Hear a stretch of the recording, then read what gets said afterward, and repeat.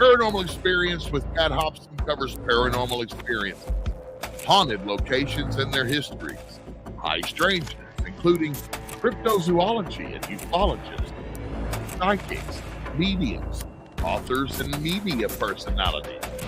Join her as she seeks to bring light to those things that exist by hiding in the dark.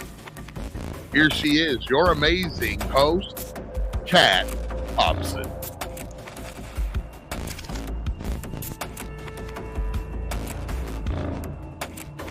Hello there. Welcome to Paranormal Experienced with Cat Hobson. I'm so glad that you're here. I have got a really great show lined up for you. I'm very excited to be able to welcome Newkopf, and we're going to get right to him. I think that Michael is probably one of the earliest people that I met through my connection with Captain Rob and Ghost Ship Hunters. And I am so glad that we came across each other's path. He's a brilliant podcaster. He is a wonderful human. I've interviewed him before, and a couple of times, really. And, I just am never, ever bored when I talk to him, and I always learn stuff. You probably will too, because he just shares so naturally. And he is the host of The Energy That Surrounds Us. He works for Rumble. He works for everyone, but I'm kidding. But he is everywhere. So without further ado, hi, Michael. Hey. Hey, thank you for being here. Well, thank you for that awesome introduction. That was really sweet. Well, we didn't really touch all of it. But I had to get you online before we ran out of time. I mean, you have so many things that you do. You're always busy. I am, and it seems like whenever I try to take a break, something catches my interest, and all of a sudden I'm in a new project, and I'm like, man, whatever happened to free time? Well, my husband always laughs because, doing 2 shows and being always on the road with doing different things, I don't think that I get a lot of free time either. And if you throw grandchildren in there, it's definitely that way. But what's fun is that I don't miss out, because when I'm like, I don't have any time to do anything fun. And he's like, you think everything's fun. And you love what you do. You love to investigate. You love to host your shows. You love to meet new people and bring them on and share them with other people. And, you love game days. You love play dates. So it's never boring, but I'm always busy. No, and I have to agree. It's, I enjoy my shows and talking with people and sharing their experiences. So it's not really feeling like work. And I have expanded my network base, which is really a lot of fun too, because it opens up new avenues, and at the same time, it's like you sit there and you think to yourself, oh, now I got to do this, this, and this. And it's like, actually, no, sometimes it's just a matter of clicking one button and done. You're all set. And it's like, wow. It's fun when you get, and you do have all your ducks in a row. Your show's everywhere. And it's a lot of fun to be able to watch. I've watched you grow. And to me, it's been fascinating, because not everyone has the go get it that you do. And you just get after it. And it's really, no matter what it is, whatever it is, if it's something you enjoy, you're all over it. That's true. And, it is funny you say that, because, I have known you my entire podcast career. And yes, it's kind of fun to, every once in a while, people will ask me, well, what was your first show? And I'm like, You would have to ask me that because now I don't remember what it was called. But at the time, I could write it off like Yeah. no tomorrow. And it's like funny how life turns into that to where you're like, wow, it's hard to believe I started a year and a half ago. Well, is it a year and a half or 2 years ago? I think it's been Almost. 2 years. Yeah. But yeah, and I mean, it's been quite a ride, and I've met a lot of really cool people. And there's only one guest that I've yet to get on my show that I really want to get on, and it's because my own fault. I schedule too far in advance, and that would be you. Well, I'll tell you what. If you want me to come on, I don't care how far in advance you have to book me. I'll put it in my calendar, and I trust that you will remind me in case I lose my calendar, which happens sometimes. But Oh, believe me, I have 3 for that very yeah, reason. yeah. And because my iPad died, my iPhone died, I lost my paper calendar. And so I was relying on my watch until I could get things replaced. And so I just got my iPad back today. So it's been Wow, like, oh my gosh. But, when things go awry, they go awry in tremendous fashion. absolutely. And So, I got to give kudos to you because I could not imagine running a podcast show and everything from a watch, the schedule and everything. I'm well, like, schedules. Yeah. ooh, I those things did. are so small. I know, right? But when I was at the beach, I was using a laptop I do a laptop to actually do the shows, but it's not Apple. So I do have a MacBook, but StreamYard does not play well with iOS. So it's easier just to use a Windows laptop. It's the compromises you have to make for technology sometimes. Right. And then it's like, and if you don't have the laptop, I've had a couple of friends try and do phone, and they're like, well, I don't have this browser or that browser. And I'm like, those are the only 2 choices you have. So Yep. either pick one or gotta figure out another way. And so I started Well, doing Zoom on a couple. well, if you're using your phone, normally you can just an iPhone or other types, you can usually get the Google Chrome app, and StreamYard does play with the Google Chrome. Right. It will not play. That's the only reason I can sometimes get in on my MacBook, and I just decided that it wasn't worth the stress of not being able to start on time and stuff. So I switched. I always blame it on ghosts. There you go. There you go. They're Paranormal not here to show. defend themselves. I do get a lot of very strange happenings with my connectivity, and sometimes the interface with my guests is everything is fine, everything reads fine, and yet, especially if they're in a haunted location or if I'm broadcasting from a haunted location, that can be a little bit hairy. And thank you for saying that I'm the only guest that you wanted that you haven't had.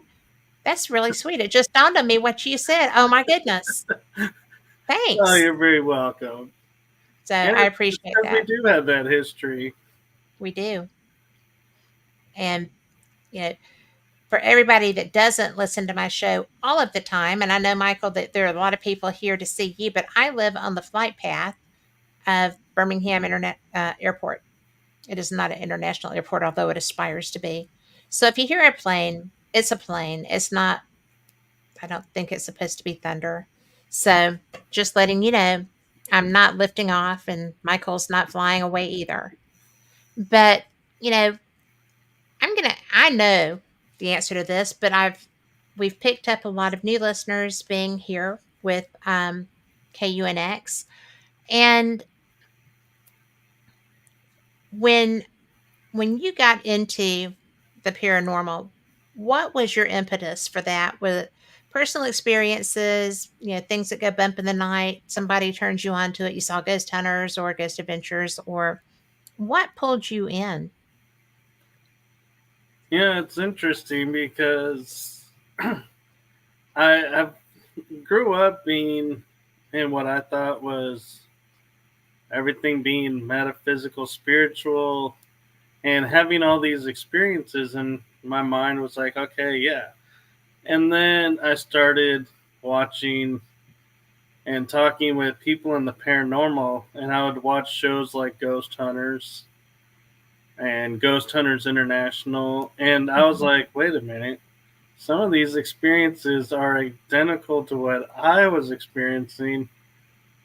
So then I was like, oh, I actually grew up in the paranormal.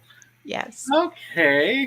And so then I was like, well, this is the, TV, so I'll just keep it to myself and keep quiet, and I'll chat every once in a while in the Facebook group about stuff. And by group, I mean Ghost Ship Hunters. Right. Which I love. Oh, I know. We have such fun in that group. Got a fun leader. We do. And then I was on a retreat / meeting on a location somewhere, and I get a Facebook message from someone, and they're like, "Hey, we have a paranormal team, and we would like you to join our team. What do you think?" Yeah. And my response was, "Wait, you mean this is real? People actually do this?" Yeah. And they were like, "Yeah." So then as soon as I got back in town, I pretty much was like in town for like a week or two. Went right on in my first investigation, and it's been a nonstop ride ever since. What happened on your first investigation? So we went to Yorktown Memorial Hospital, and I could feel like spirits around, and I could feel different energies around, and I probably heard some, but I wasn't so attuned yet and comfortable in embracing my abilities that, I probably dismissed a lot. But I would walk around and I'd feel drawn to certain areas, so I'd go over there and I'd get like orbs or other stuff in photos. But it was like, and then when I left, it's like I still had some questions, and I was like, and I don't think I fully truly understood what was going on around me, because being the first time, it's like you're in a whole new world, so you don't know what's what and how everything works or anything about equipment. So I was like, okay. And then I get back and they were like, well, now we're going to go to this location. So I was like, okay. And so just kind of went from location to location, never really took time to process what all I was experiencing. And it hit me when a few months later, a friend named Steven I just had met had a network and said, would you like a show? I think you would do great at podcasting. And if you can believe it, I said no, because I'm too new. I don't know anybody. So I didn't feel comfortable opening up about paranormal, because I was like, I felt like nobody'd want to listen to me being, just a few months of investigating. So the funny thing about that is, fast forward about 2.5, 3 years, I think it was, I run into Steven again at an event, and I am talking to his cohort on the network for like 5 seconds because I got called out to do something. And I was like, oh man, I missed my chance on a live event. So I hurried back as fast as I could, being polite to the person who needed help, of course. And I get back and they're packing up. And so I'm like, oh, I missed my 15 seconds of fame. And he says, don't worry, we got you. And he goes, and by the way, the guy on the other end of the phone and we want to know if you want a show. And they offered it to me again, and I said, all right, this time. And so that's how the show started. Perfect.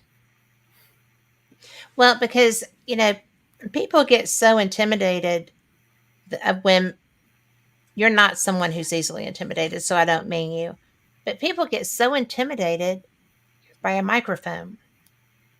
And it really is not something that you have to be fearful of. When I invite people to come in with me, sometimes if they're people because I talk to people who are fairly new, right? My collar is wonky. I'm sorry, it's scratching me. But anyway, when I talk to somebody who has never done an interview, they've never done whatever, they've seen me on I was on a television show. I've been on other people's vidcasts and stuff. And they're always like, oh, well, I can't come on with you. And I'm like, there's nobody better than me to come on with, because I don't care if you've never done this before. I want people to know what your skills are, or what you've done, or what was your experience at this location, And so to me, it's so much fun to get people who have never even thought about doing radio or anything, and some of them have had the most extreme experiences that they've hidden because they were uncomfortable with sharing it, because they were afraid of what people would think. Or they just think nobody wants to hear them like you did, Right. And yet there you are. And now, you're gangbusters. You are doing all of the things and doing them well, if I may say so. Well, thank you. And like you, one of the things I like to tell guests that are like, I don't feel comfortable behind a screen being interviewed because I don't know what to say or anything. And I'll look at them and I'll say stuff like, well, don't think of it as an interview. And they're like, what do you mean? I said, well, you know how we're having a conversation right now? Yeah. Yes. Well, the only difference is there would be a camera. It would be live, streamed out, but it would be no different. You and I just talking as we are. And they're like, really? I'm like, yeah. And I'm like, don't worry.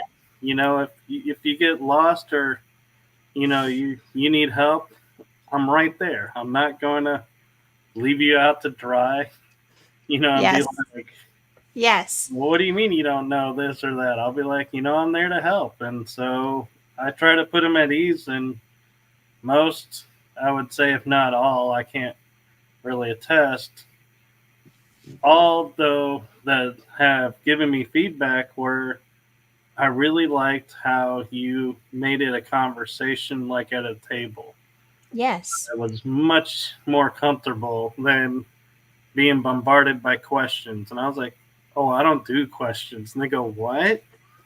I do if they get stuck. If somebody is nervous enough that they're kind of like, I usually just say, have you ever FaceTimed? Have you ever talked to anybody on FaceTime? And if they say yes, then I'm like, same thing. We're sitting there, we're talking about, experiences, locations that you've been to, things that you've seen, things that you've felt. And they're like, oh, well, I can FaceTime. It's like, well, then you can do my show.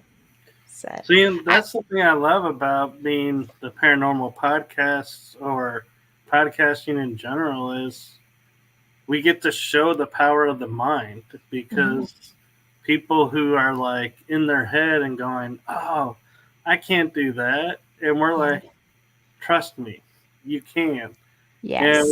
And we get them to come on and they're like, flourish. And they're like, a really great show. And it's like, yeah, I could tell you were having fun. And they're like, yeah, it wasn't that bad. Yes. And it feels like, they feel like it's almost a personal victory because they did it. And then they're never hesitant to do it again. So it's just fun. It's kind of like bringing people out of their shell. And do you find that people are sometimes nervous to share the extent of their paranormal experiences? I believe they are, because it's still relatively new when you think about it, where it's public knowledge, and that we have a lot of TV shows talking about it, and it's becoming what I like to call mainstream conversation. Yeah. To where there are still some places where you can go to and say, "Oh, do you have any paranormal or ghost stories about this place?" And they're like, "We don't talk about that here." And Yeah. you can go to the next town over and be like, "So, what's your town like?" "Oh, well, we have this ghost that lives over here. We have Yes. this haunted place over there. We do ghost tours like 2 nights on the weekend." And you're like, "Oh, so you guys are a haunted town?" And they're like, "Yes." And I'm Yes. like, "Oh, I want to hang out here." I know, And, right? I love it especially when it's a surprise location that you didn't anticipate. right. So, And so, yeah, I do find, and I even had a couple of people tell me, because I was just doing conversation with them, mhm. that I got more of their experience than other hosts, because they were like, "Yeah, because of the questions you asked, I actually felt comfortable enough to go deeper Yeah. and reveal more. And I could tell you were supportive." And I was like, "Absolutely, I'm supportive. I share some of mine sometimes on the show, so that brings another level of comfort." Yes. You want to share some of them tonight? Sure. Okay. I have to ask. We're not going to go to your freakiest. Okay. Not right off the bat. But what was your first experience that made you go, wow, there is seriously something into this? Well, I would say you're going to love this one because it involves Captain Rob. All right. I Is love Captain Rob experiences. He and I were on a road trip, and we were going and meeting some people. And so how it started was, Tell we people were who Captain Rob is. Captain Rob. How do you describe Captain Rob? A retired He is, stuntman who has gone to all the lengths of the world to support children in hospitals and built an actual sailing ship out of popsicle sticks. and also has wooden ships that sail Hmm. and are in movies. And has Some, found ghost ships in his own searches, and and the ghost lives ship the that was in pirate. the tulip field. Yeah, and he lives the pirate life, and he is so much fun to be around. He is Yes. just a great light energy, and he's gone through so much. And it's Yes, he like, has. when you look at him and you like spend 5 minutes with him, you're like, I don't know how, with everything you've gone through, Yeah. you are the way you are. But it's infectious, and he is one of the few people who, when they say, the old saying of, you have a friend for life, You do. he is that. He's like, as long as you're honest, open, and authentic with him, he will be the same with you. And it's like a friendship unlike any other. And I've been so blessed to spend time with him, and to Me be in too. the group and develop the friendship. So, I mean, talk, and even though he's off doing what he's doing, he still will take the time to say, "How's your family?" Yeah. That's the kind of person he is. He's like, he will take a break, do what he's doing, have some fun, and joke around too some. So he's lighthearted. But he can be very serious when the situation calls for it. Also, Right. like when he was going to rescue those Ukrainian children and getting them out of out of Ukraine, out of Poland, and getting them in and their families if he could. To Right. me, that is a human. He took me on his birthday trip to The Walking Dead. I I mean, know. I've seen the photos. with his family. I was a brilliant zombie except for the walk. I got good at the noise though. But it was really, so unexpected. I mean, everything he does has a lot of planning behind it that you don't see, and he seems like he's always spontaneous, right? I know. It's like And even on the road trip, he's like, "Well, we're gonna go here, okay?" And he's like, "Well, let's go this route." Okay, and you feel like you're doing a spontaneous road trip, and he's like, "Okay, we can stop here. Oh, let's look at this." And it's like he knows everything that's along the route, yeah. and it's like, how spontaneous was this? But it was spontaneous for me, so Yeah, that it was was. nice. Well, he's just that guy. As a stuntman, they have to plan. And I have another friend who's a retired stuntman that's in the paranormal. And I told him about Rob, and he was like, "How do I not know him?" I said, "I don't know. But, you know, maybe you should." Right, and Because, one of the other things I will say about Captain Rob that really, to me, defines who he is we were going to Arizona for something, and he goes and says, "Have you ever been to the Grand Canyon?" And I said, "I had. If I have, I probably was a wee little lad and don't really have memory of it." So he was like, "Okay." So we ended up doing what he needed to do. Went to the Grand Canyon and walked around, and he shared his stories of when he was there. And I was like, this is so cool. Yeah. That he would do this and take the time because, we have certain times where we have to be at certain places, but he's willing to make the effort to go, here, we should check this out. And one of the fun things is on the way to the Grand Canyon, we stopped at Bedrock. Yeah. And saw all the Flintstone stuff from the outside because I think it was closed. And I was like, oh my God, I couldn't believe this. And whenever we found statues of like dinosaurs or bears on the side of the road, we would hop out, do photo ops. And I came across something by mistake on my way home. Well, on my way back to Vegas from Contact in the Desert. I was taking Route 66, the part that you could still do. And there was this old school, gas station where I stopped and got a Coke in a bottle, right? But there was this beautiful rearing stallion statue right there. There's no telling what you're going to find when you're wandering through that desert.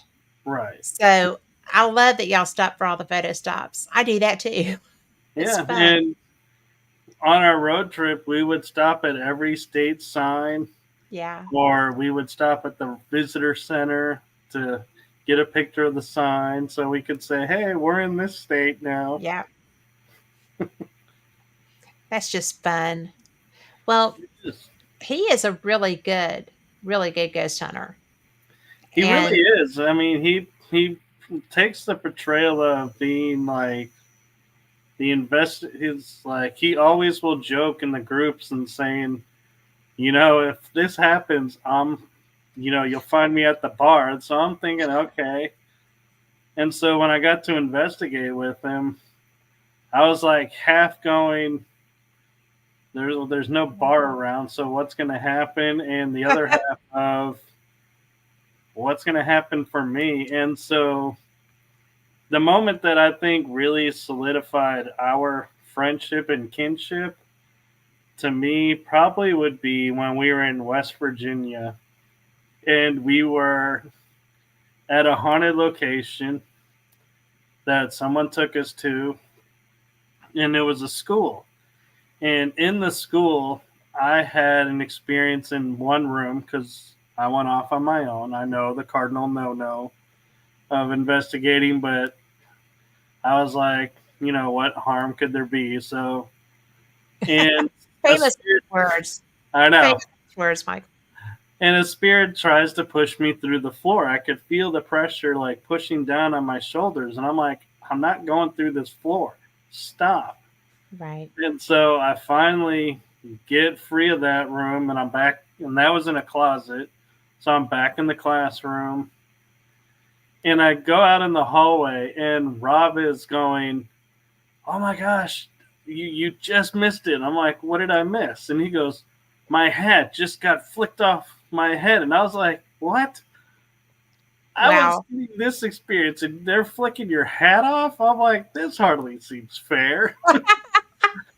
They're more playful with you. Well, but, yeah, they know who's easy to mess with. Well, so. And then what's funnier is I go into another classroom and he's going off to check out, you know, an area that he wants to. And we both hear this giggle. And we stop and we turn and look at each other. And then we hear his name. And we're like, where is that coming from? Was it a kid giggle? It was. It was like a little girl. And we're like, no students in here. I mean, it's like the school was being converted into an art museum, or an art studio. So there was like one other person in the building, and it wasn't a little girl. And so then we heard the laugh again, and we both go darting towards the stairs, going upstairs, and I'm the only one that goes out on the balcony. He doesn't go out into the balcony area. And at my foot is like this really weird looking black mark on the wood. And I'm like, I should take a photo. And I take my digital camera, take 3 photos of it, because I learned my lesson. You take them in 3s. None of them came out. They all were blurry images. Everything else was perfectly clear for the school. And so I was like, that's peculiar. So we don't find the little girl, and we then proceed to go upstairs to the very top, and there's this area where there's a claim of a kid committed suicide. Well, when you walk in the area where it was said to happen, the windows are coated in flies. No other room in the building has flies, but this one area is full of flies, and we're like, that's a bad sign. Something bad happened here. And we're like, this has to be the spot. And then we walk away, and I go to do my thing. He goes and talks to the artist, and he's doing his thing, and we meet back up, and we go to the car, and this moment is like solidified in my head. And I love this memory is he goes like this onto my car and says, Michael, I have to thank you. You didn't run. And I said, nope.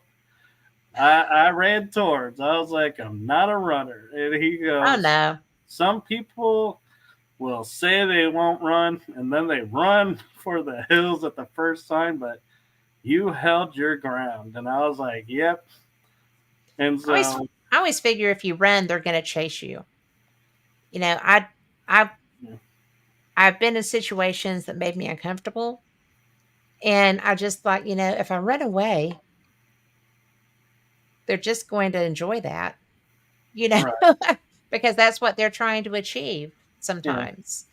But to preface the importance of that moment was, you know, from being in Ghost Ship Hunters, we will talk about, what if you met this spirit? What if you met this ghost? What if you met this creepy image? And I would always write, I would not run. I would stay and talk. And so he was like, that's what he was saying is thank you for not running. Right. It was his way of saying thank you for being authentic on Facebook and in real life. Have you ever come across something that had you so disconcerted that you were pondering whether it was safe to stay there? Actually, no. I mean, I've come across some really heavy, dark energies, but I've never felt like I got to get out of here. And so when I preface that is, so there are times where I'll be like, there's a heavy energy here. I need to go outside. And it's not because of the heavy energy. It's just I've been in the location for a long time and just need to kind of step out, let go of the energy of the building, and just kind of take a moment to rehydrate and, refresh. And that is one thing that I think a lot of investigators don't think about. You're right. Is drinking water, because we don't realize we're dry sweating, I think, as much as we do, because I have left some investigations where I'll get outside and I'll be feeling like, why do I feel like I'm coated in sweat? It's not even hot in there. And I'll be like, but I am coated in sweat. And so we don't realize sometimes how much we actually are sweating during investigations. Well, and that's where you get in. I mean, if it's hot and you're not hydrating, if it's just weird and the dry sweat, like you were talking about, the normal everyday, you have to hydrate through the course of time. But if you're in a situation that you're a little on edge, or there's a little excitement, or, and sometimes you just need to walk away from the energy and give yourself a chance to just kind of, like you said, just step away, regroup, rehydrate, kind of get some fresh air in your lungs, and then kind of center, right? Right. Because, I mean, in all honesty, whatever's in there, if it's heavy, light, whatever it is, it's not going to sit there and go, oh, well, you walked out of the building, so I guess I'll go home. They're home. They're there. They'll talk to you whether it's now or later. And so we don't have to feel like we have to be brave and have to stick it out. It's like, no, we can walk out anytime and come back. They're not going to take offense. Well, and, because 99.99% of the time, they're human. These are humans who have passed, and they had the human experience too. So they know that sometimes we have to take care of us too. Right. And I will say I find it kind of humorous how investigations have a habit of putting us in our place. Yes, indeed. Because I will tell everyone, and I'm sure you've seen this in the group of, I will say, I don't instigate. There's no need to instigate. And there's never a reason for it. And then, of course, I end up on an investigation up in Bonham at a governor's house that they were remodeling. And I was in the, I think, third floor attic area, the attic entrance. And all of a sudden I feel something like trying to grab me, but it's like it can't actually grab me, but I feel it trying. And this lady that's channeling the spirits, she's like, oh, you need to go get so-and-so, because there was a big name on the property. And so they're like, okay. And I said, they're like, you all can go. And I was like, do you want me to go? And they're like, no, you can stay. And I'm like, okay, this is going to get interesting because all of a sudden it's like all my senses are up on high. And I'm like, something's up. And I feel my arm again starting to get hot. And I'm like, and I go and I say to it, are you trying to grab my arm? And they go, yes. And I go, you can't, can you? And they go, no. And I go, and that scares you, doesn't it? And they go, yes. And I'm like, and I'm sitting here going, okay, I'm in full defensive mode. All my abilities are up. And I'm like, shielded up. And I'm like, okay, what is trying to attach to me? What's going on? Almost like you would say, like spiritual warrior mode. It's like I'm ready to take on whatever's coming and defending myself. And I go, and I literally hear come out of my mouth, you know who I am. And they go, yes. And I go, that scares you, doesn't it? And they go, yes. And you could hear in their voice, they're scared. And I'm filming all of this. And it's the one time I felt like, wow, it was really cool that I had caught this on film. Mm-hmm. And I was like, so everybody then comes back up and it's like, we instantly break. It's like, tension's gone. I'm back down to normal. It's like, whatever was going on had its moment. We're done. It's like, the proverbial, face to face, and neither one stood down. So we were like, all right, fine, whatever. We'll just live and let live. Yeah. As it were.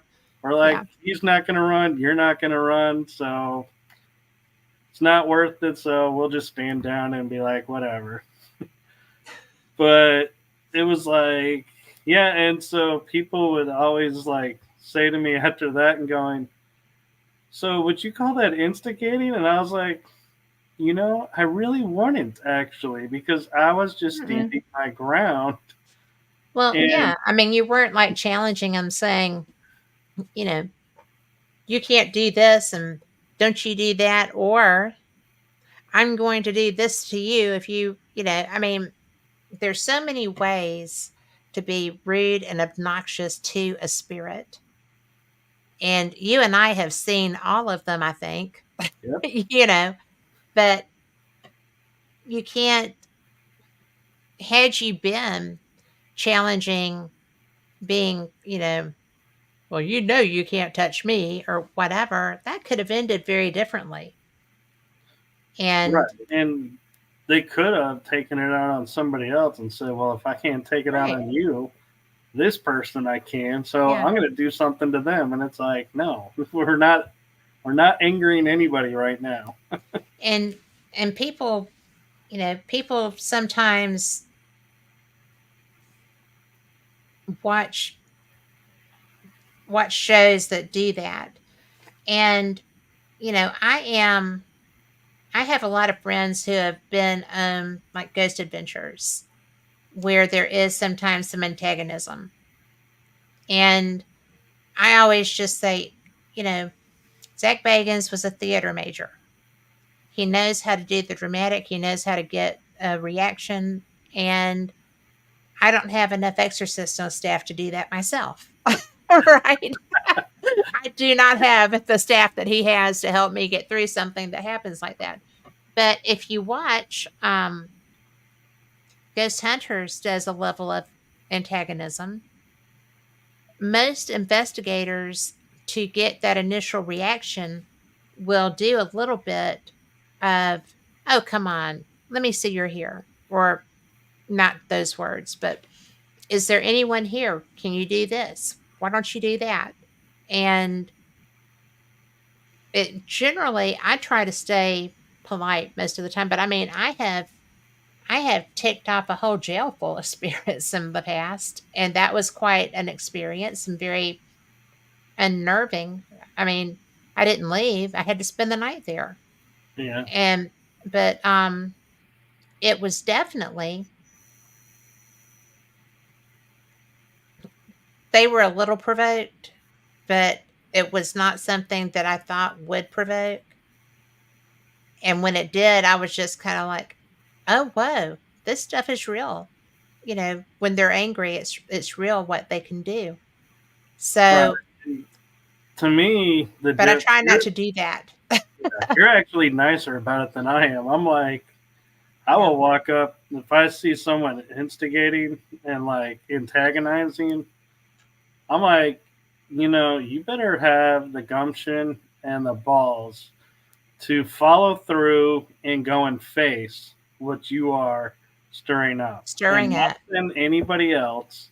I'm like, no, that's the one thing I don't like about Ghost Adventures. And I tell people, I'm like, that's wrong, is to stir I up. do tell people that that's wrong because, like I said, I don't have enough staff. I don't know anyone who has enough staff for that. And if it is the right spirit and you have irritated it to the point that you're fearing, reciprocity. Did I say that right? But Yeah.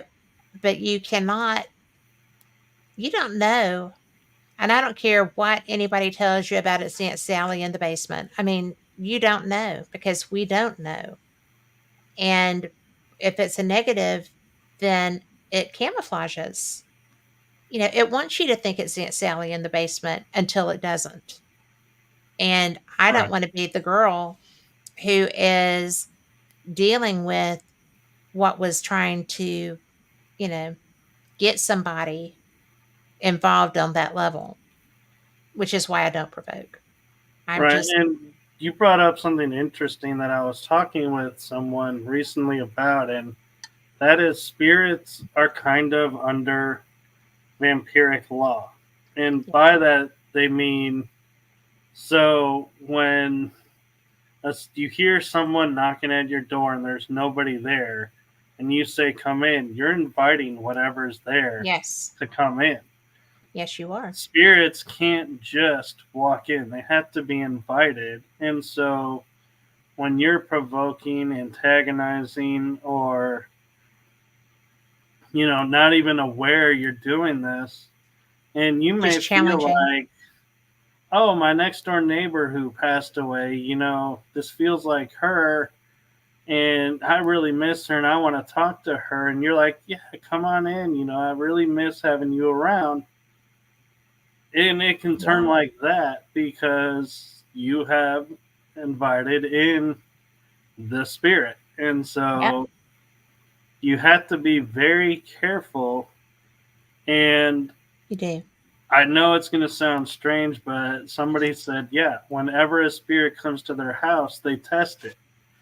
And I'm like, you don't think of testing it, but it's like, yeah, if you are inviting a spirit into your home, you best make sure who's coming in, and that you also say, thank you for coming. You are now no longer welcome in. You need to go back. Yeah. Well, and that's one of the things that I was talking about where spirit can fool you. Are you so and so and so and so? Well, sure I am. Just have me in. Just have me in. Let's have a conversation. And it's like, nope. I don't think I want to have you in my home. And I never invite something to, if I'm at a location and I'm getting activity in an area, but it's time to move on, I will say, I have to go up to the next floor or I've got to go wherever. If you would like to continue our conversation, you're welcome to join me there.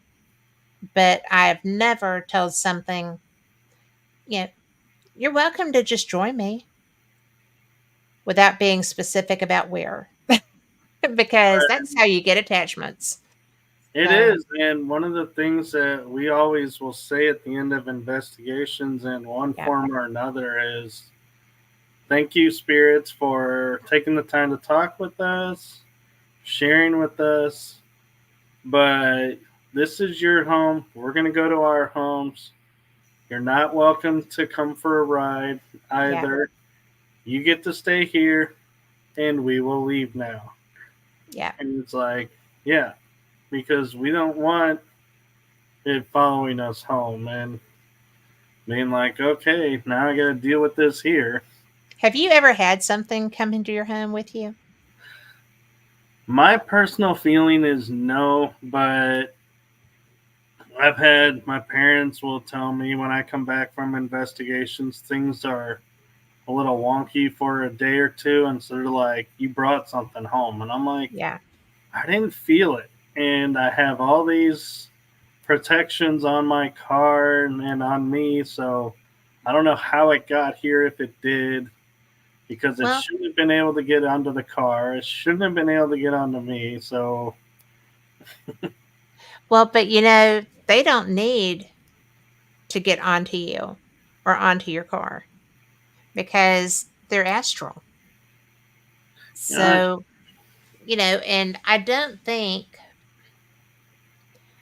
know if things work in a way that spirits are bound to a location or if they can travel. I do know that a jail in Ohio has been doing some experimentation and it appears that they can travel. I mean, like they travel through, in this instance, they travel on trains that no longer run. And they go to, it's a jail where there's a lot of the old policemen who are still attached to the jail. And they travel to New York on 9/11. And they've done it with, evidence suggesting that for a few years now that the owner has been aware of it. So, there's all kinds of different ways that they can move around. So the main thing is just to make sure that you've protected your home, I think, before you leave. right. And But another they do thing, travel. yeah, and another thing is I was fascinated by this that someone pointed out when they were at a location. It looked like this lady was walking through the walls, and they're like, so ghosts can walk through walls. And they said, well, yes, but here's another twist. And they said, here's the floor plan of the house when she was alive. Right. This wall was not here. There was a doorway here. So she's walking through the doorway. And when it looks like she's floating up to the next level, was because there was a stairway there. Cool And so they're beans. like, she's walking the route of her home, not the current home.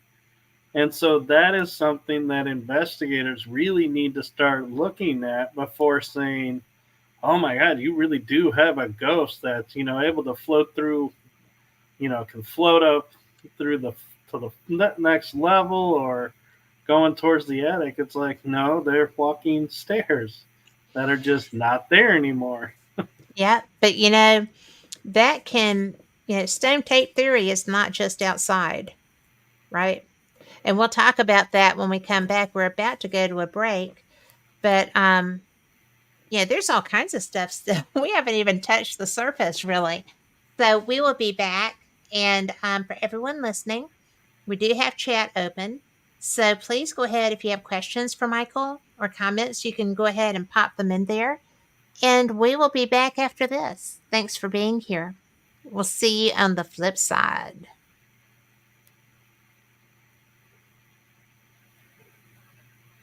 I like that. That's cool. The flip side. It is what it is, right? But Race will be taking us out.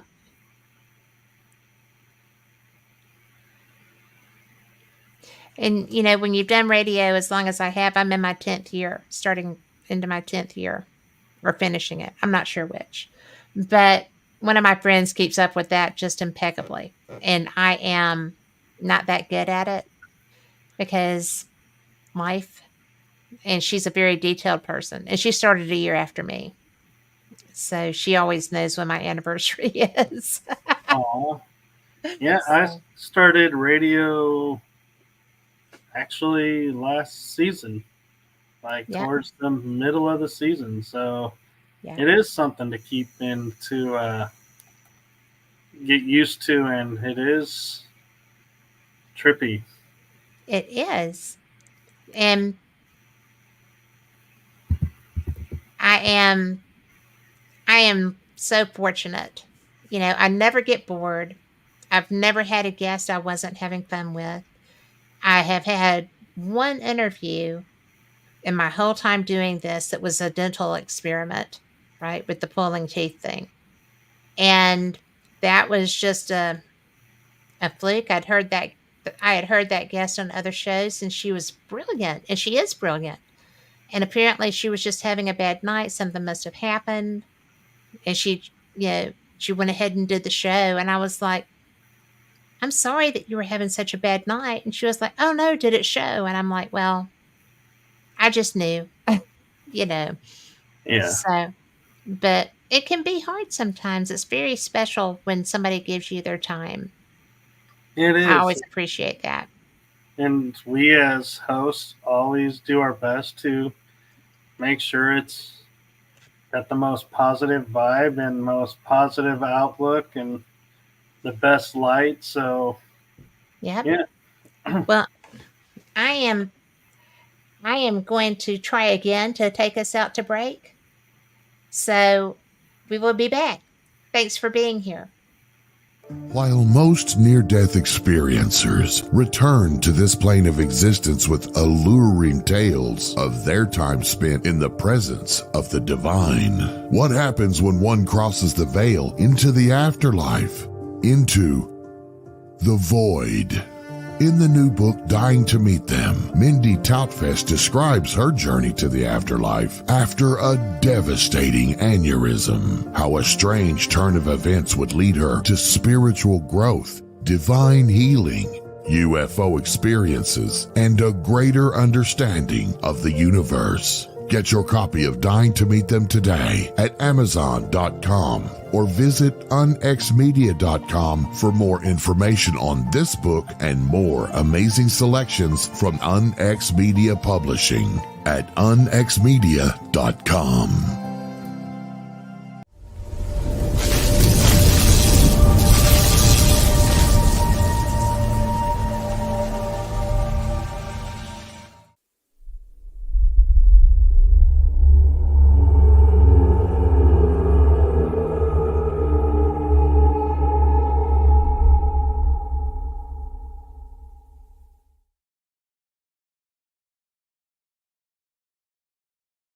Debbie Ziegelmeyer is an experienced diver, dive trainer, and UFO investigator who has researched sites around the world that have water-related UFO activity. We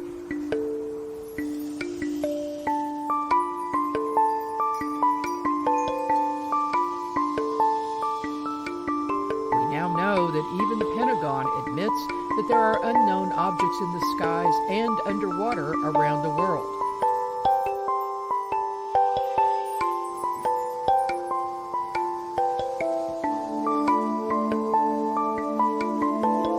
Debbie compiled an amazing book to catalog many of these sightings. The Alien Colonization of Earth's Waterways, a reference guide to UFO, USO, water-related activity, has received rave reviews by UFO researchers and the public. The book is available at Amazon.com.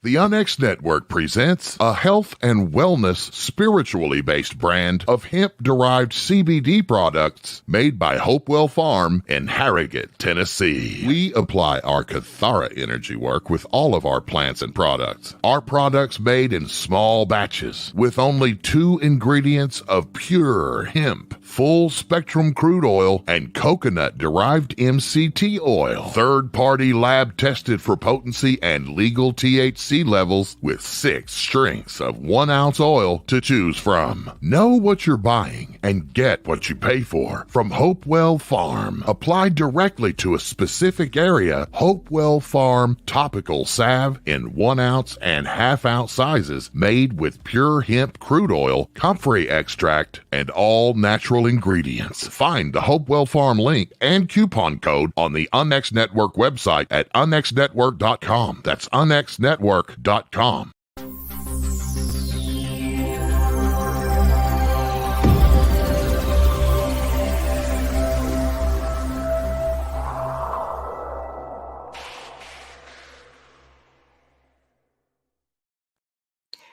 Welcome back to Paranormal Experienced with Kat Hobson. I'm so glad you're here. My guest tonight is Newkopf. We have been having a fantastic time. And now we're just kind of going into paranormal experiences, things that we've seen, things that we've done. Hey to Lori Dorsey in chat. I'm glad that you're here. And, I think that, Michael, our first hour was so much fun. It kind of laid the groundwork for how you got involved in the paranormal and into talk radio. And now I want to hear more experiences. I mean, you have been investigating some really cool places. And what is so far, because I know it'll change as time goes on, what's your favorite so far? My favorite right now would be Fort Walters Military Base in Mineral Wells, Texas. And that is because we were investigating the PX and the bank building of the military base, part that was abandoned. And every time I would go and investigate there, except for one occurrence, it would be different. Really? And I would have either EVPs coming through. For the first time, I was getting like Class A EVPs, so that was exciting. Or I would be getting like I could hear stuff going on with my ears, no technology. That's fun. Like one example is when we were in construction of the haunted house that was going to be in there, I was walking past a main hallway in between the two sides, and the lady that owns it and her husband were on the right in this large area, and I hear this blood-curdling female scream. Wow. And I stop, and I'm like, who's there? And I open the door to the hallway. Nobody's there. I go over to the owner and her husband, and I go, who screamed? And then she's like, what are you talking about? I was like, there was a blood-curdling scream. And she goes, we didn't hear anything. Wow. And I was like, you guys are literally like diagonal with no walls in between. I'm like, how did you not hear this? But it's like moments like that it's like, paranormal investigators like dream of, wow, I'm hearing it. I'm getting this. And I was there on a Friday night, and we were playing military cadences because of being a military base. And we had 2 cat balls on the ground. One would go off during the cadence and taps. It was like it would go off more in taps. And what was interesting is, so that Friday night, I was there with 2 ladies. And we're sitting in the lobby, and this is one of those Class A EVP moments, is in the middle of the cadence when the guy takes his breath and goes to start the next run. I didn't hear it until I got home. There's a male voice that says, pause it. And I was like, wait, did I just hear what I think I heard? And I replayed it 3 times. And then I trimmed it, sent it off to the 2 ladies, and I was like, are you hearing this? Right. And they're like, yes, but we're missing the obvious. And I said, what do you mean? She goes, that's a male voice. So if that was your voice, we would have stopped the cadence. Yes. They kept going. So that's like with the pause it. Yeah. So that is so cool. But the most fun moment that was like, for me, I say fun, but also kind of like a paranormal investigation torture, so to speak, was the next night. I'm there with a friend's team, and I'm investigating with them for the first time. And there's this couple from Chicago there. Okay. And I'm like, this is really cool. So the couple goes into the doll room area of the haunted house. And so I'm like, okay. And I'm walking around with everyone, and we get to that room, and they're looking at me, and I go, what? And they go, where is this? What doll has batteries in it? I was like, none of them do. They're like, no, one does. I was like, no, I'm telling you, none of these dolls have any power to them. And she goes, well, every 12 to 15 minutes, one of them's laughing.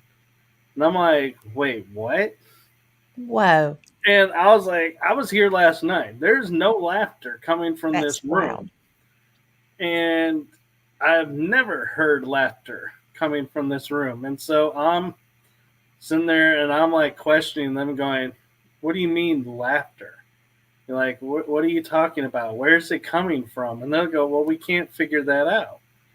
So I said, well, when's the next one? And they go, well, it's going to be in like a couple of minutes. And I was like, well, let's all stay and, let's see what they're talking about. And I'm totally thinking, honestly, I hate to say it, but my first impression is, what are these two doing to try and impress us? What are they hoaxing us or, testing us? What's going on? But then I hear this digital doll laugh.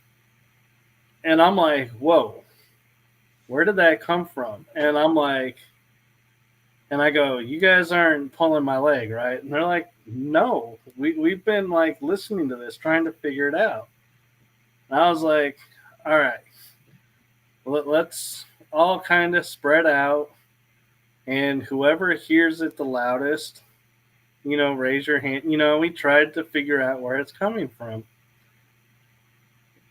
An hour and a half to 2 hours later, we were nowhere close to figuring out where this laugh was coming from. We tried straight lines, circles, corners. We were like, no matter what we would do, we all could not agree on where the sound was coming from. And I was like, wow, this is getting annoying.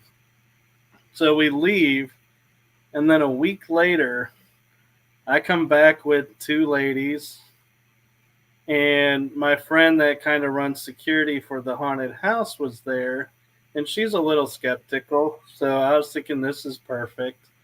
And we tell her about the laugh, and she's like, I'd never heard it. And we're like, we can't promise it's going to happen. Because we all know as investigators, it's never really ever get the same thing twice. We got it. You did not. We spent another hour and a half maybe trying to figure out where this doll laugh is coming from. And come to find out, the owner says, oh, well, this doll makes that laugh sound when we sent her the audio of it.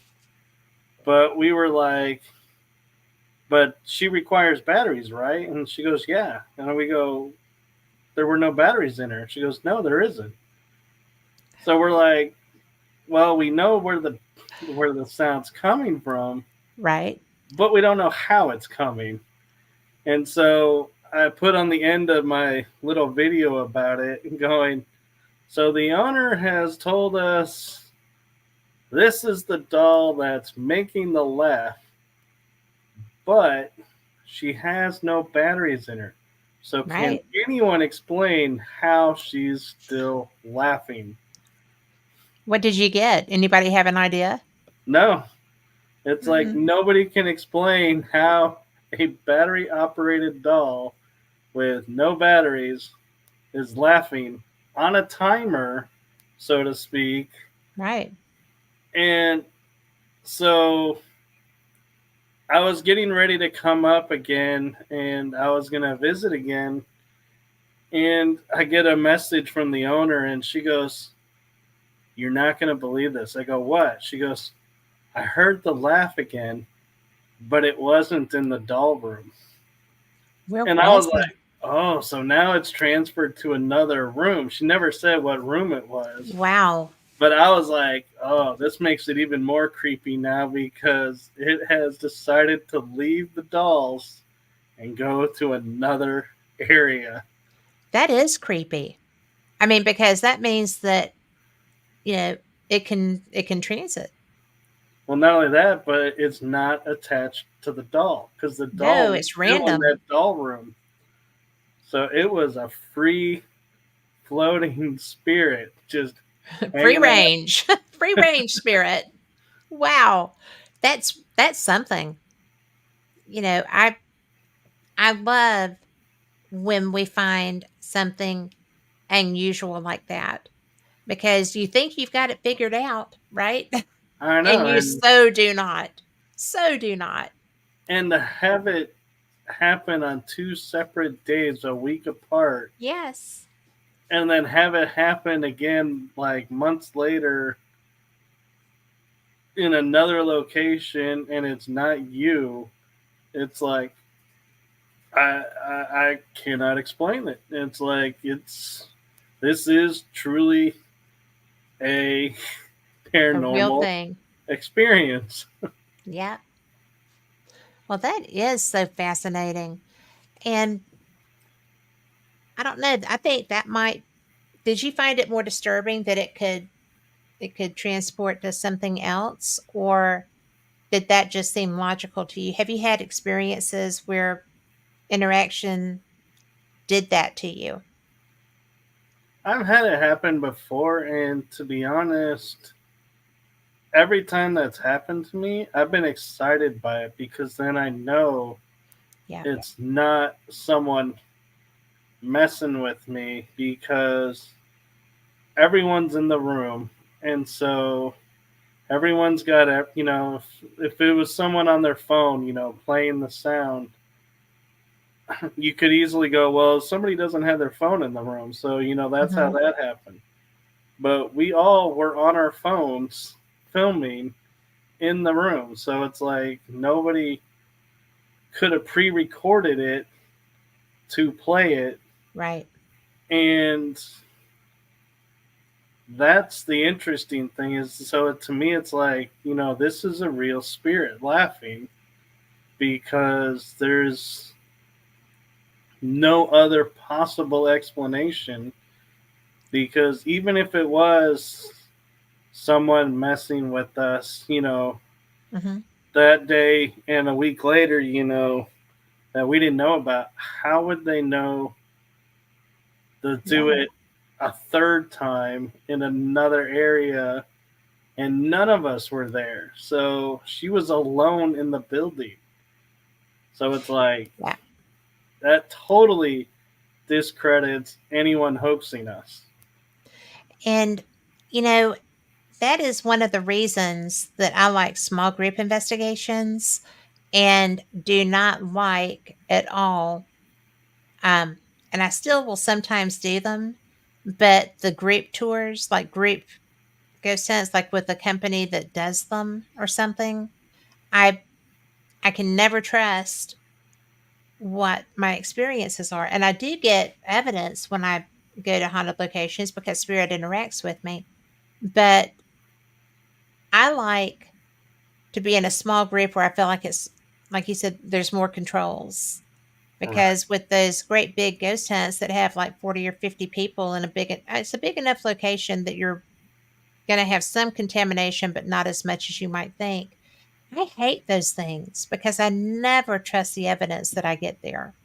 So my And trick actually is when I do those is I view it as one, scouting, and two, yes, hanging out with whoever yeah, the guest is that I'm there for and just building up a rapport with them. And so it's like, I'm like, yeah, yeah, I'm not really here to investigate. It's more fun. yes. And It's if I, playing and social. cool. If I don't, cool. And, you get to watch other people going, look at this. And it's like, whoa, wait, back that up. Yeah. And it's like, that is cool. And it's like, yeah, to me, it's more fun doing that than walking around with your equipment and going, okay, is this us? Is this them? Or is this spirit? Yeah, I just use those as social occasions to meet people and you know, kind of I investigate, but I never bank on getting anything clear or Right. anything that's not possibly contaminated.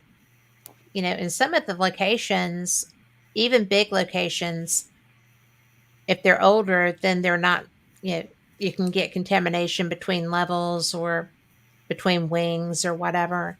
One of Right. the one of the only locations, and I don't know if you've been here or not, but one of the only locations that I feel confident when I'm with even a moderate sized group is Old South Pittsburgh Hospital. I haven't done Because, that one yet. oh my goodness, when you come to do that, you have to let me know so I can be there when you do it. Please do that because it's my favorite location in the Southeast. Absolutely. It's a great haunting experience because they. Do you want to hear something that happened there? Absolutely. Okay. It was so cool because it was just me and one other person in the hospital. And it was not somebody affiliated with the hospital. And we were sitting at the nurses station, which if you've ever watched a paranormal show that featured them, that's a very haunted location. And it genuinely is. Old South Pittsburgh is great. But we were sitting there and I had set my cameras down and had recorders out and we were just kind of taking a breath, right? Because we were tired and it was hot. And there was a fan running. And Lori, my investigator friend, we do a lot of investigating together, but which is weird because she's from Ohio, but we just meet places and go investigate. So she's sitting facing me and I'm facing the nurses station. They have two little love seats there and I'm messing with equipment and looking at stuff and the fan feels good. Right. So there's those little punch ball balloon kind of things, like they have Right. the rubber band on punch balls.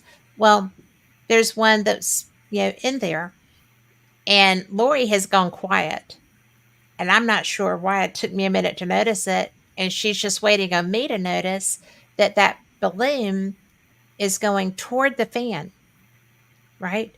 And stopping in front of the fan, and it's like it's straining to stay there, and then it just shoots off. And then it will do it again. It did it several times, and we have it on film, but it was, I've never, ever seen anything like that. And it did it, Michael, for like 5 minutes. And because I kept waiting to see if there was some sort of thing. I didn't get up while it was happening but I think it would have done it all night if we hadn't gotten up. I mean, it was not really, it got to where it looked like it was harder, like it was shaking more, straining to stay in front of the fan, right? Toward the end, like it was effort. And I was just like, "You're seeing this, right?" And she was like, "I've been seeing it. I was just waiting on you to notice, And I'm like, there is no way that something could be violating the laws of physics to do this. I mean, it's just a balloon. It's not a Right. ball. It's not something that could be weighted, and even if it was, to be able to go to a fan, because we checked it out. It really was a balloon. And I mentioned it to the owner, and he was like, "Yeah, that happens." Like, okay. Well, I have footage of that. And they had what was happening on their cameras, like their security, because it was insane. And by the way, that owner's name is Ronnie D. And if you haven't interviewed him, you might want to. He's awesome. All So, right. and he's a good interview too. But yeah, if you go to South Pittsburgh, I want to go too, Definitely. because maybe we can get something scheduled and just do an investigation with a few people. And I love it. That's one of my favorite locations on the planet. Yeah, it's So, on my list. I've seen it on a lot of shows, and I'm like, yeah. it's interesting looking. And actually, one place, it's funny we're talking about locations. There is one spot that I know of. Well, now I know of two, and so I'm curious how many are there. And I'd love to do a paranormal investigation at are the places where the gravity is not in effect, where you put a ball and it rolls uphill. Yes. Like, Oh my wait, gosh. I'm like, I totally want to go find one of these and be like, oh, we totally got to investigate this and be like, try and figure out what is causing this and why and how big of an area is this gravity distortion. I know, right? And they do exist. Yeah, But I just I was watching a friend of mine. He runs the eTalk.tv network, Mhm. and he was there with his friend Brad Olson, and they literally were on the road, and they put the car in neutral, and the car started going uphill on its own. uphill. And I was like, wait a minute, this is a car. And it was going uphill? It was. Oh And gosh. I was like, what kind of gravity distortion is strong enough to pull a car? I'm like, and they did the soda can, and I was like, I can get the soda can. There's not a lot of weight to that. But I was like, yeah, they were commenting, sitting in the car going, look, the car is in motion. Granted, it's not going very fast, but the fact that it was moving at all, I was like, oh man, I would love to get That a would be cool. I car. have seen those and people have said, well, actually it's just a trick of trick of it's an illusion. It really is on a slope, yada yada. But to go uphill is entirely different. I Right. mean, And going downhill, you could buy the slope, right? But to go from inertia to moving uphill, no, there's no way. no, and I've even gone as far as to hear claims of people getting sick in these places because the gravity is so distorted. And I'm like, that would just be so fascinating to be able to go and document and be like, this is real. And, Yeah. I mean, we can watch videos all the time and you can tell, by their expressions when, you're being played and Yeah. then there's genuinely like shock. And my friend is sitting there and I will not forget this moment as we're watching the video and he's like sitting there and he's like, dude, we're moving. And he's like, what do you I'd mean? freak He's out. like, we are like, I'm in neutral. We're moving. I'm not giving the car any gas. I mean, you can look at the window. You could see we're moving. Like maybe 2-3 miles an hour was their speed, I would guess, because it was really slow, but it was enough to notice movement. And it's like you could tell in their voice. They were genuinely like, oh my God, we are going uphill. We are not using any gas. That would be disconcerting to say the least. That's nuts. Well, what do you I mean, the gravity distortion is fascinating. Do you know of any place? I know there are some in Texas, but time slips. Have you experienced a time slip or do you have friends who might have? You know, I have experienced a time slip, and it wasn't in Texas. It was actually in Mississippi. Really? And I was in Vicksburg, and I didn't realize at the time I was experiencing a time slip. I just thought, maybe this is a past life memory. Because, so the story goes, I was in the car with my parents, and we were taking a tour of Vicksburg battlefield. And I'm in the back seat, I'm pretty sure, if memory serves right. And all of a sudden, I'm like, okay, I can smell the gunpowder.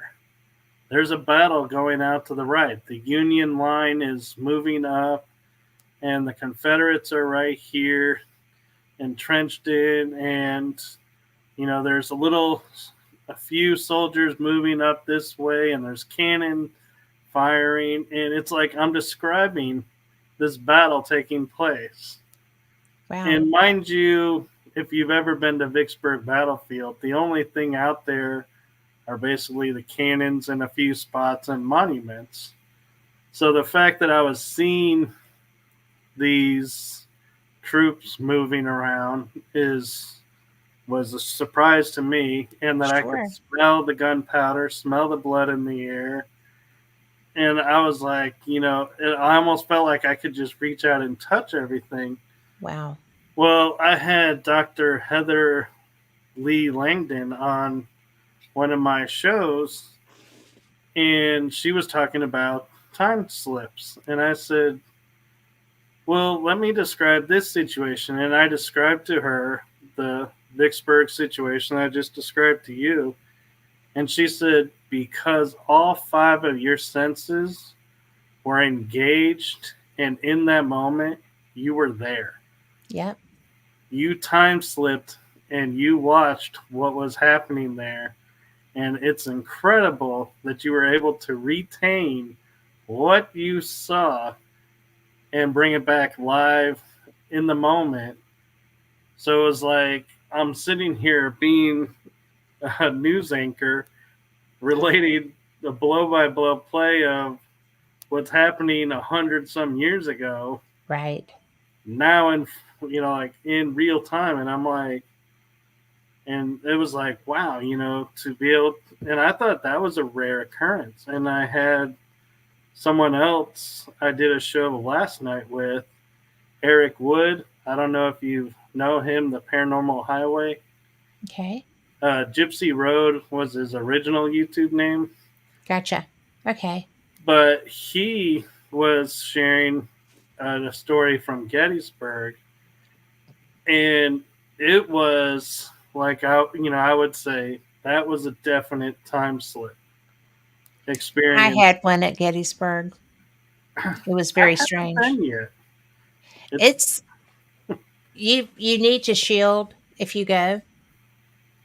But I was driving in from Washington. I had landed at Reagan and was driving into Gettysburg for an event, which, by the way, the Gettysburg Battlefield Bash is one of the most powerful fundraisers for wounded warriors of Pennsylvania and children with cancer.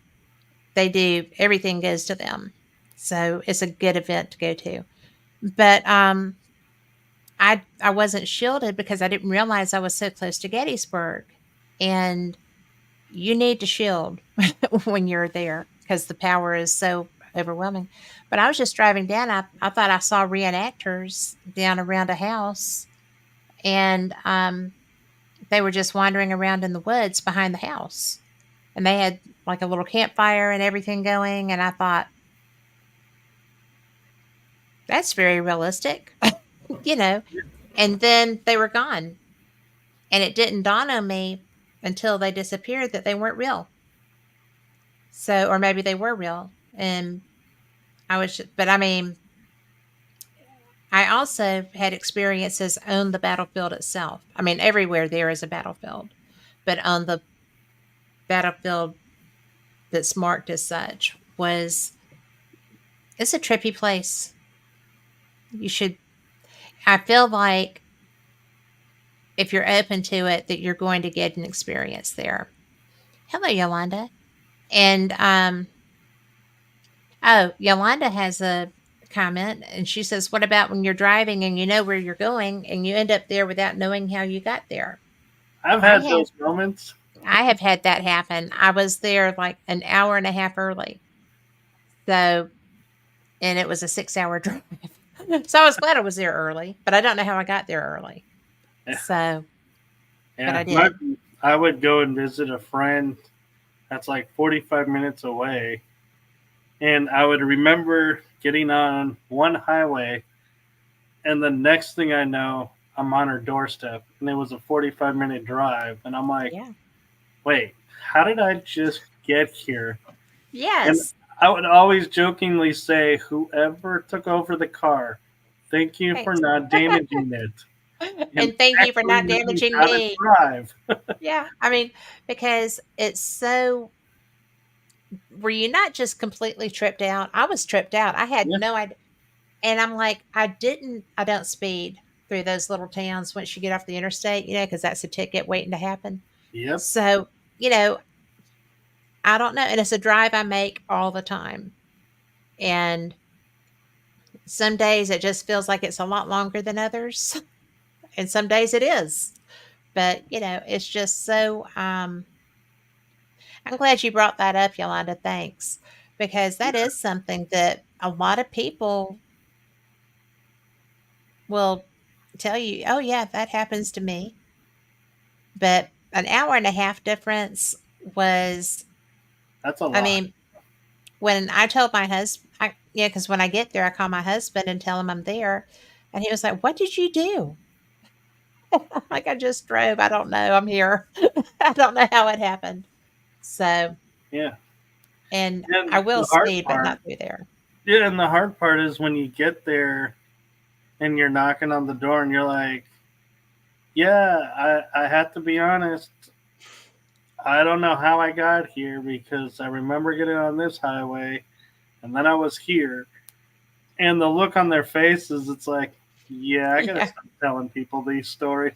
I know. Just quit being... I feel like that too. Just quit being so honest. Nobody's ready for this. But it's just like when you see UFOs. I mean, people are trippy about that too. Yeah, and I was blessed because my parents knew this lady who was a medium channeler, and they said that they were at an event and someone asked, why do only certain people see UFOs? And she said, let me put it to you this way. And I may have the numbers wrong, but the way I remember it is you have 30 people in a room and a UFO comes down and parks itself and hovering outside in the parking lot. 10 people are diehard believers. They're going to go out there and be like, oh my God, look at this UFO. Yeah. 10 people are on the fence and they may be like, what are you looking at? Oh, what is that? Is that a UFO or is that, a trick of the clouds or a trick of the lighting? And the 10 non-believers will walk out and be like, what are y'all staring at? Yeah. What are y'all pointing at? There's nothing there. They won't see it because their filters are not set up to see it. So unless you're open to it, you'll never see it. So that's why some people see it and some don't. And I love that explanation. I do too.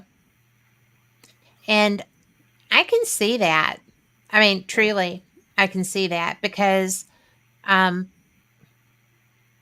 first time I saw one, I was a kid.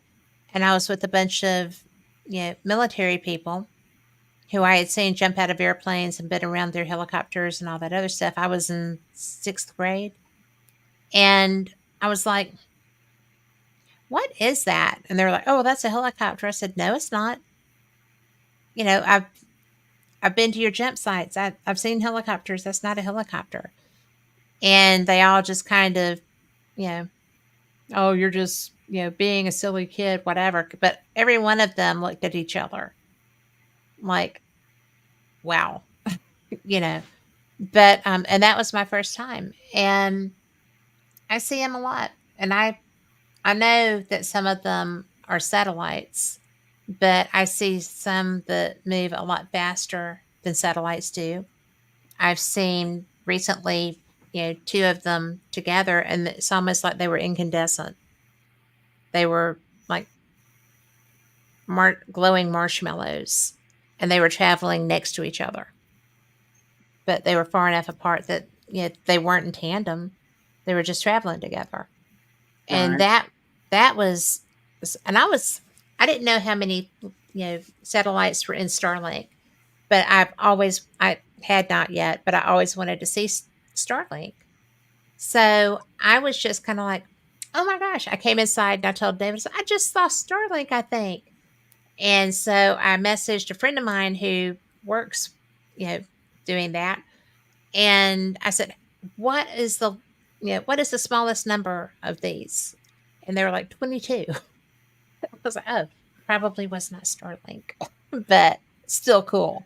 Yeah. So I was, and I mean, I've seen air refuelers.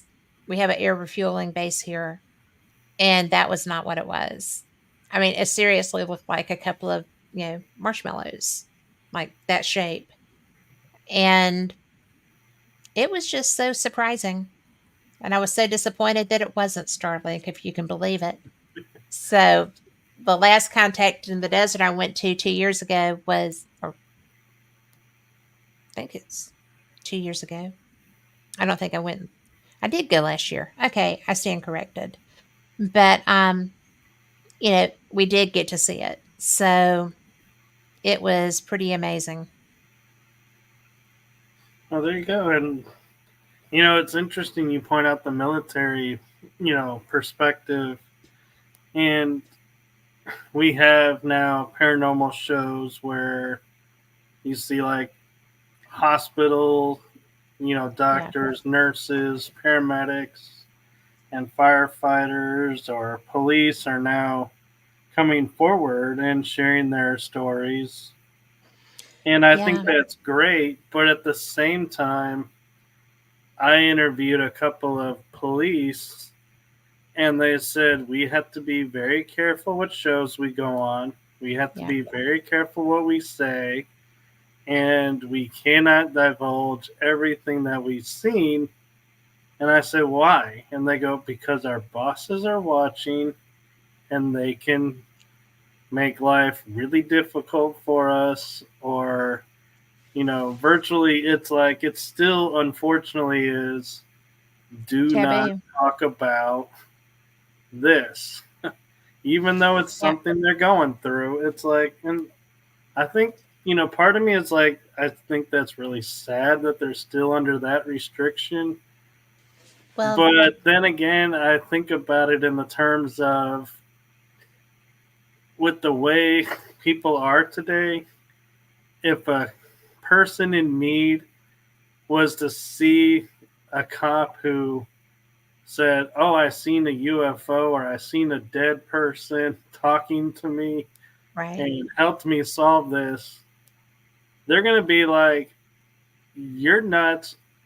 I don't want your help." And it could be the best help for them, but Right. they're going to be like, "No." And so it's like they have to, in order to do their job, keep hitting a lot of stuff. And I think that's sad, but I get it.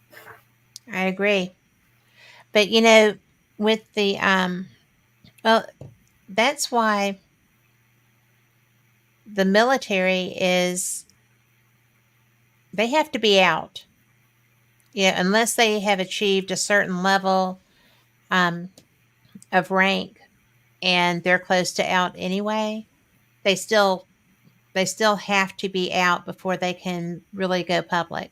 And I know I'm going to sound like Linda Moulton Howe. I know a retired general, whatever. Right. But I do know a retiree of great rank who was honest about being a man in black. And it, and it, after I was going to be interviewed on another show and I wanted to talk about that. So I sent him an email and said, "Can I have some more details?"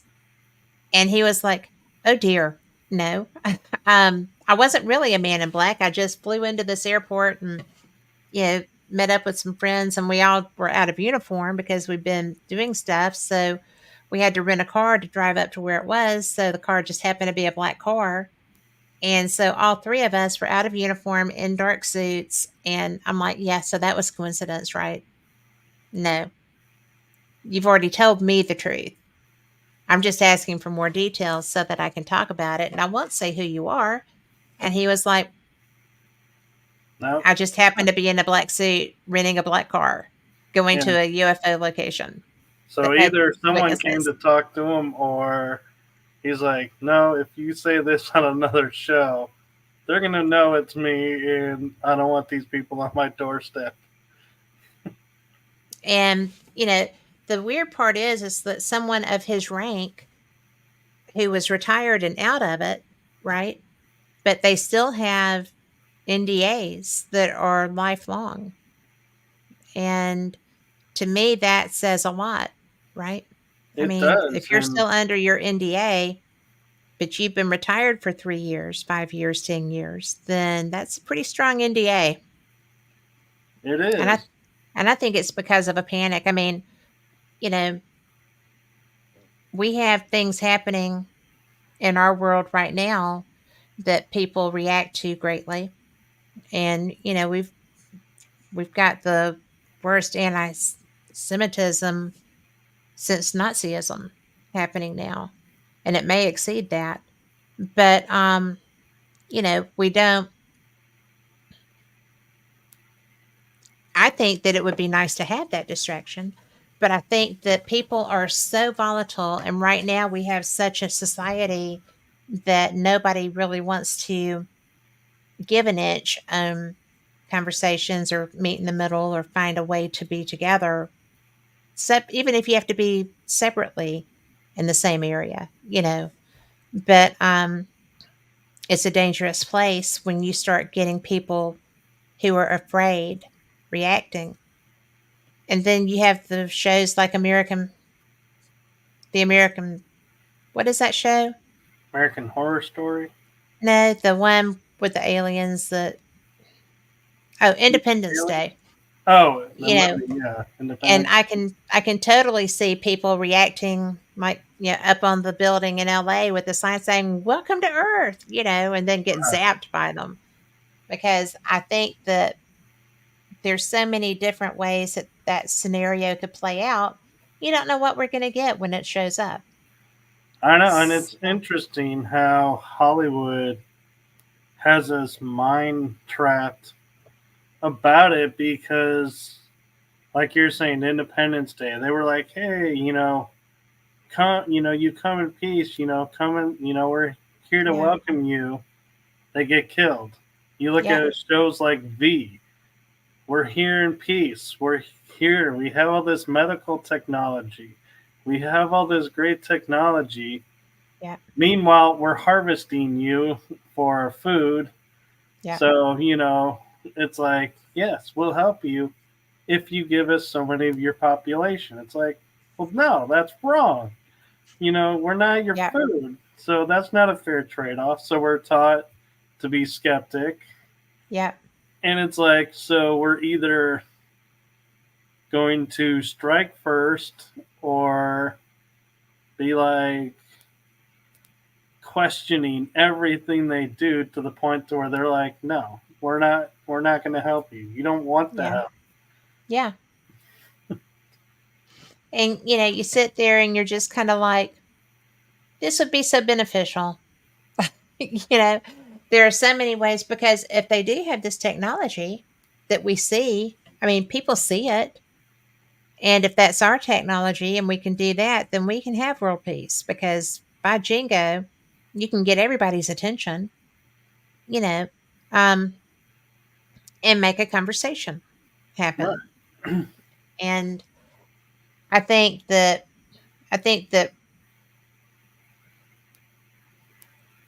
scary to the powers that be to have a happy and content populace, because then you can't pit people against each other. And how would you rule if you weren't villainizing somebody to support somebody else, and that flips every generation. Somebody else is the bad guy. So it's just kind of like, it's easier to control people if you keep them afraid and angry. Right. And I I do have one source of where that all started, but it's like I don't want to alienate your audience by Oh, you're not.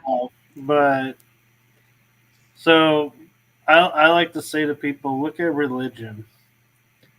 When like Christianity started, we were all the children of God.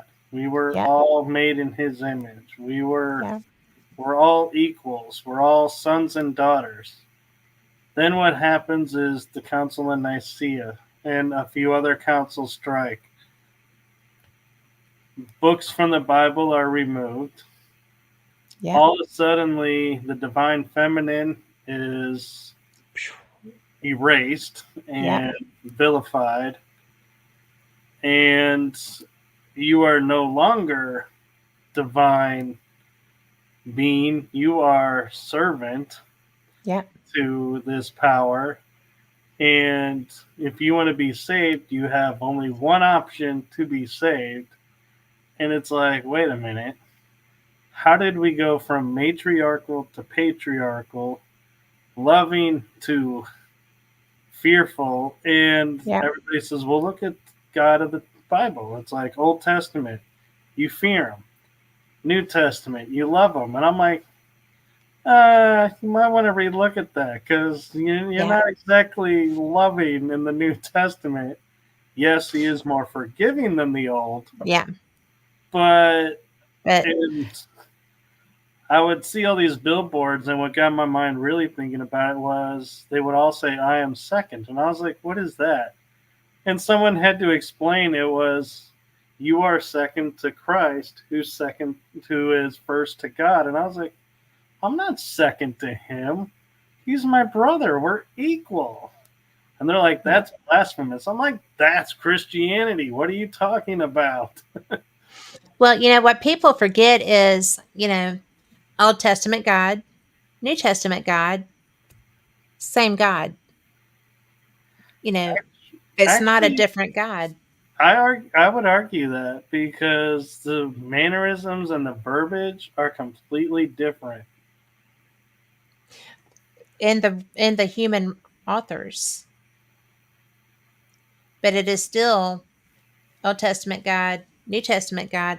It is still the same God. The only difference is the story of salvation, as opposed to having to do sacrifices and everything else. And, in the New Testament, Christ was the sacrifice to take over to save people, as opposed to that's just my opinion. Opinions are like, we know what, but my interpretation is that He was the ultimate sacrifice. And if you follow that trend, that narrative, and a lot of people don't, a lot of people do, but if you follow that narrative, then you don't have to do the sacrifices and other things to appease God from that point, because that's already been done with the ultimate sacrifice of a human who is divine. So I get confused with a lot of that, which is amazing, because I was very well taught in that. But it's been a long time. But I still feel like you can't separate God. But I do think that you're absolutely on spot with the matriarchal decline. Well, it wasn't even a decline, it was a removal. Right. And as a member of the matriarchal side of the clan, right, I just feel like that's so wrong, because you've got to have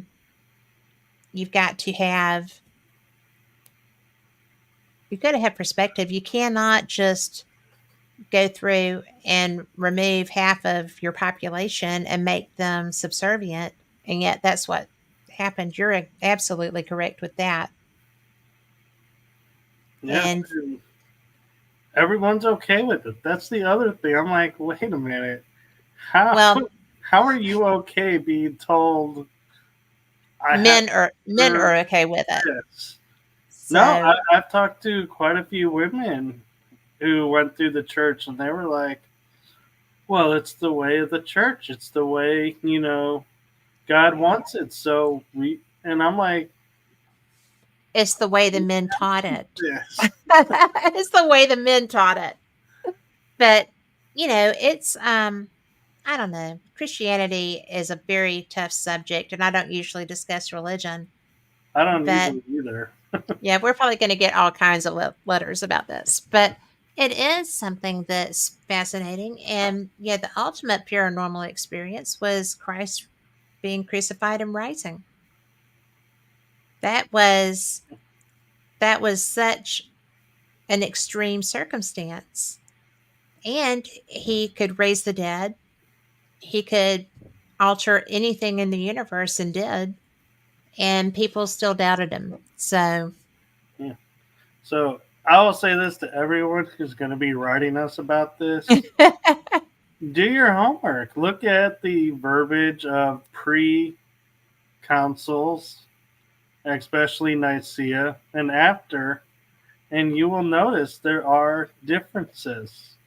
yeah. That is the moment it changed. It was not divine intervention. It was a king who decided he wanted to change the faith. Yeah.